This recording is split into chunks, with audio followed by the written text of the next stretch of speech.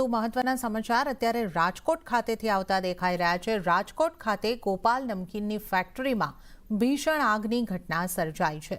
મેટોડા જીઆઈડીસીમાં આવેલી ફેક્ટરીમાં આગ લાગવાથી કામદારોની અંદર નાસભાગ મચી હતી અને આ દરમિયાન ફાયર બ્રિગેડે આગ ઉપર કાબૂ મેળવવાના પ્રયાસો હાથ ધર્યા છે। આ સાથે આસપાસની ફાયર વિભાગની ટીમને પણ બોલાવવામાં આવી છે। આગમાં લાખો રૂપિયાનો સામાન બળીને ખાખ થયો છે। આના પર વધુ વિગતો લઈએ સંવાદદાતા અંકિત પોપટ પાસેથી। અંકિત, શું છે આ મામલે વધુ વિગતો?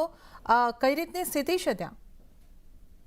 ચોક્કસ ખાસ કરીને વાત કરવામાં આવે તો રાજકોટ જિલ્લાના લોધિકા તાલુકાની અંદર જે મેટોડા જીઆઈડીસી આવેલી છે, આ મેટોડા જીઆઈડીસીની અંદર જે ગોપાલ નમકીનની જે ફેક્ટરી હતી તેમાં બપોરના 2 વાગ્યા આસપાસ અચાનક જ એક ભીષણ આગ લાગી હતી ને આગ હજુ પણ યથાવત છે તે જોવા મળી રહી છે। ખાસ કરીને વાત કરવામાં આવે તો આગ બુઝાવવા માટે રાજકોટ શહેર તેમજ રાજકોટ જિલ્લાની જુદી જુદી ફાયર ફાઇટરની ટીમ છે કે જે હાલ ઘટના સ્થળે પહોંચી ચૂકી છે ને આગ ઉપર સતત પાણીનો મારો ચલાવીને આગ પર કાબુ મેળવવામાં આવે તે પ્રકારની હાલ અત્યારે પ્રક્રિયા છે તે હાથ ધરવામાં આવી છે।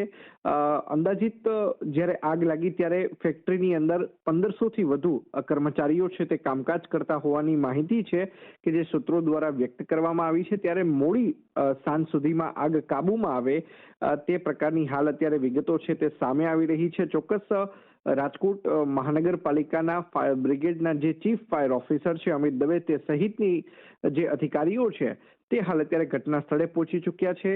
આગ એટલી વિકરાળ છે કે આગ જે જગ્યાએ લાગી છે ત્યાંથી 3 કિલોમીટર પણ આગના જે ધુમાડા છે તેના ગોટે ગોટા છે તે ખાસ કરીને આકાશની અંદર જોઈ શકાય છે।